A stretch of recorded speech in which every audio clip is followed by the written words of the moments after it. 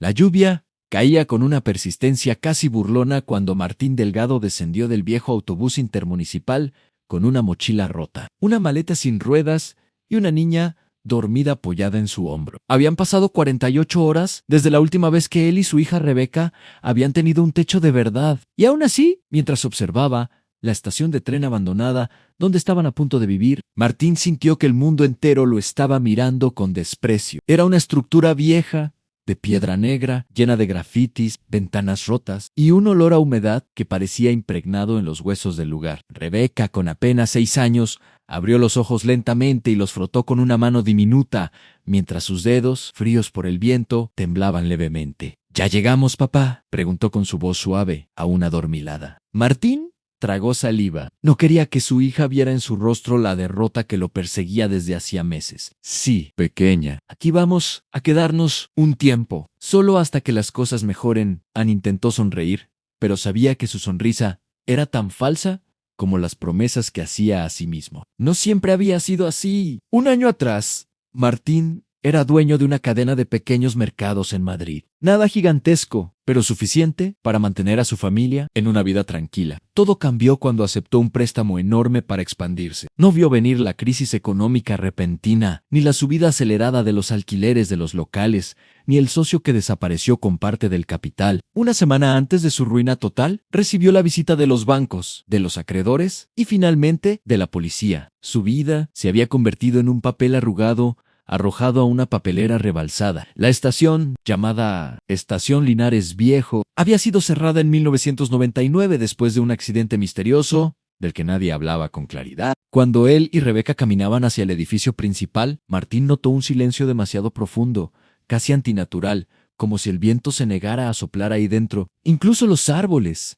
torcidos por el paso del tiempo, parecían observarlos. Entraron por una de las puertas laterales, que estaba descolgada y se movía con un chirrido que parecía un lamento. El interior era oscuro, cargado de polvo y telarañas. Había papeles en el suelo, boletos amarillos, asientos de madera podrida y una taquilla vieja que rechinaba con cada movimiento del viento. Rebeca lo miró con una expresión mezcla de miedo y curiosidad. Papá, vamos a dormir aquí, por ahora. Pero voy a limpiarlo un poco, verás, y mañana buscaremos un lugar mejor. En su voz sonó confiada, pero por dentro sentía una punzada de terror, al saber que mañana sería igual que hoy. Ann, sin dinero, sin opciones, sin hogar. Mientras exploraban el edificio, escucharon un sonido leve, un golpecito metálico viniendo del final del pasillo. Martín pensó que tal vez era un animal. Rebeca, en cambio, sonrió. Parece una campanita, dijo. Él intentó restarle importancia. Debe ser el viento, cielo, pero no había viento. Cuando encontraron un rincón relativamente limpio dentro de una antigua sala de espera, Martín extendió unas mantas viejas que había traído y trató de hacer un pequeño refugio improvisado. Rebeca se acurrucó contra él,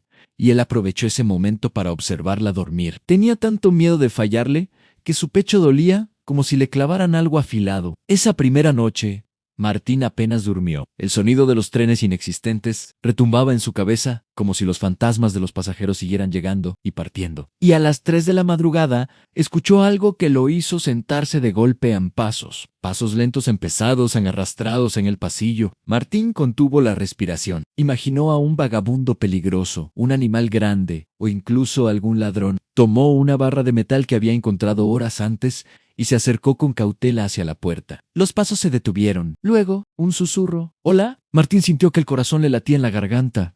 ¿Quién está ahí?, preguntó, tratando de sonar firme. Nadie respondió. De pronto, un golpe fuerte sacudió una de las paredes cercanas y algo metálico cayó al piso. Luego, silencio. Un silencio que duró tanto que Martín comenzó a dudar de su propio oído. Volvió con Rebeca y se obligó a creer que eran sus nervios, que todo estaba en su mente agotada y desesperada. A la mañana siguiente, encontró algo en la entrada del recinto que no estaba antes en un pequeño tren de juguete metálico, rojo y dorado, con marcas de uso intenso. Rebeca lo tomó con fascinación. «Papá, mira, lo dejaste tú».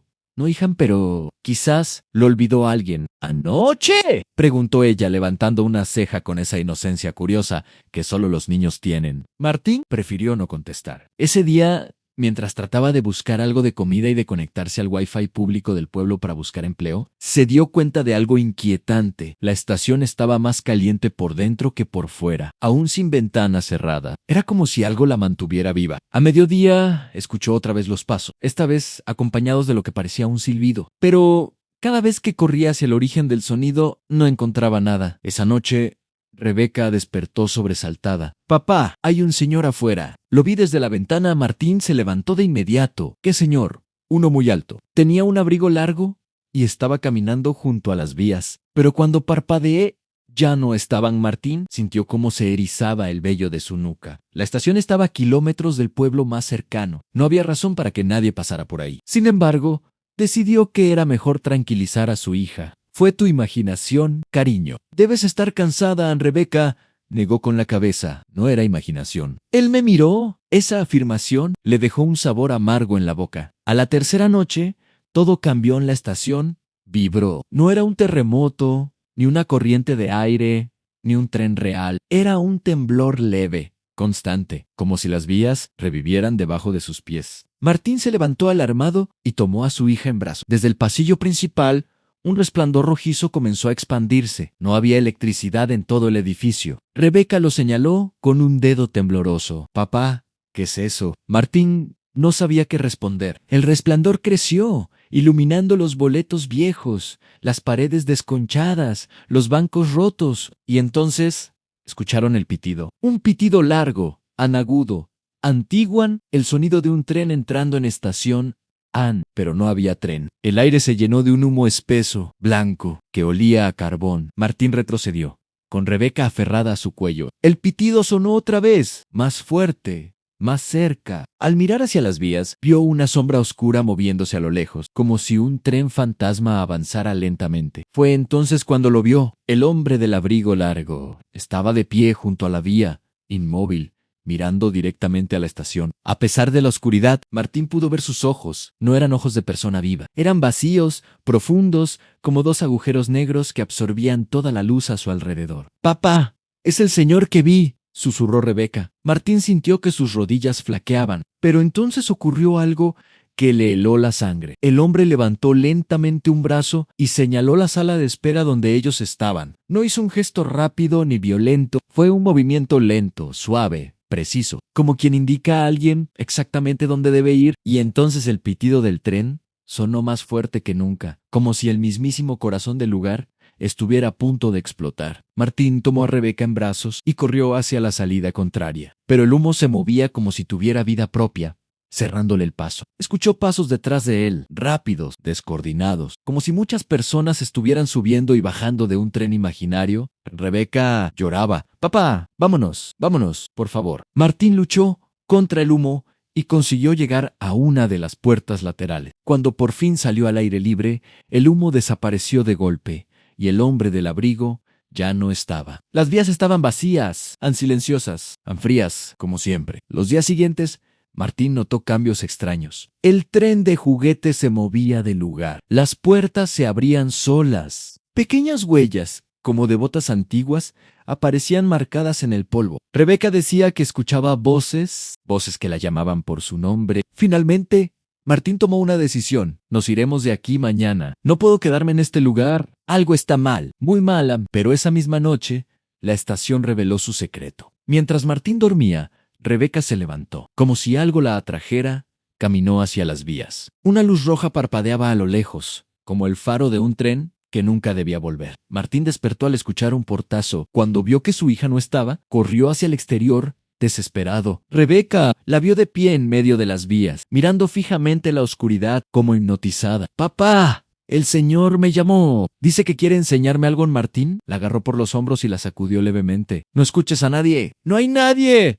¡Vámonos!». Pero entonces, detrás de ella, las sombras se movieron, y de entre ellas surgió un vagón antiguo, oxidado, que no estaba allí antes. Las ventanas estaban cubiertas con polvo y manos marcadas, y una figura dentro golpeó el vidrio en una mano humana. «Rebeca», gritó. Martín la tomó en brazos y corrió hacia el pueblo, sin mirar atrás. El viento soplaba con fuerza, como si la estación tratara de retenerlos. Solo cuando llegó a un área iluminada, pudo respirar. A la mañana siguiente, volvió con una patrulla. Pero la estación estaba diferente, más vacía, más muerta, sin humo, sin huellas, sin vagón, oxidado, sin rastro alguno, como si nada hubiera ocurrido. Pero Rebeca, aún con lágrimas secas en las mejillas, dijo algo que los policías no escucharon a papá. El señor nos dijo que volvería. Martín la abrazó fuerte, sintiendo que algo en esa estación seguía vivo, esperando pacientemente a su próxima víctima. Y mientras se alejaban por última vez del edificio, Rebeca apretó la mano de su padre a papá. ¿Viste que el tren de juguete volvió a aparecer? Martín bajó la mirada. El pequeño tren rojo y dorado